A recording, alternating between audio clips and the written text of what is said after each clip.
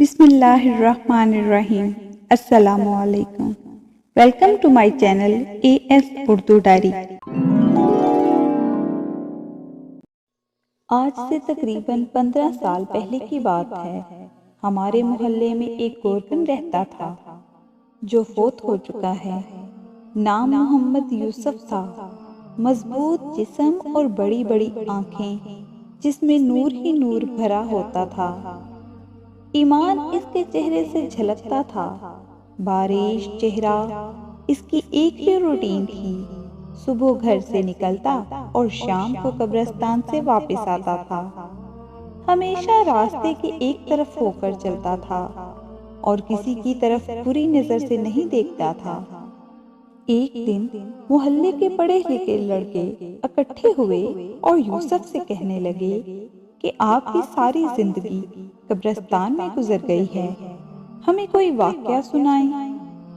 یہ سن کر یوسف سنجیدہ ہوا اور لمبی سانس لی اور کہنے لگا، آج مجھے 27 سال ہو گئے ہیں، میں قبریں بنا رہا ہوں، میرے ساتھ ایک ہی واقعہ گزرا ہے۔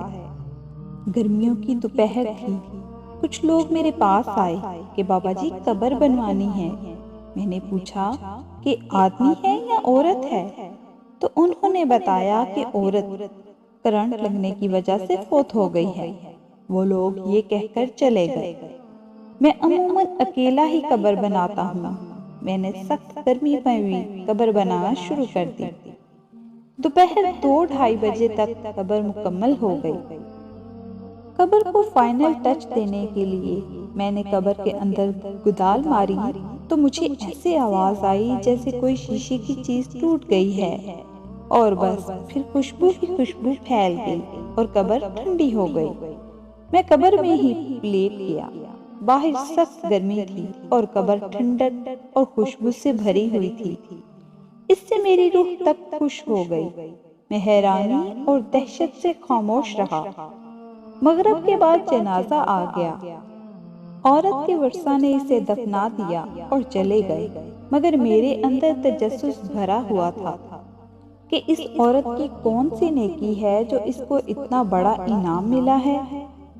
باتوں ہی باتوں میں میں نے معلوم کر لیا تھا کہ یہ عورت فرید گیٹ بہاولپور کے اندر رہنے والی تھی اور بجلی کے کرنٹ لگنے سے فوت ہو گئی ہے۔ آباؤ اجداد یہیں کے رہنے والے تھے۔ میں پوچھتا ہوا فرید گیٹ پہنچ گیا اور عورت کے بارے میں معلوم ہوا کہ اس عورت کا خاوند کچھ عرصہ پہلے فوت ہو گیا تھا۔ وہ بیچارہ 6-7 سال بیمار رہا۔ اس عورت نے دن رات اس کی خدمت کی۔ خاوند کی شدید بیماری کے باوجود اس کے ساتھ بے وفائی نہیں کی اور دل و جان سے اس کی تیمارداری کرتی رہی۔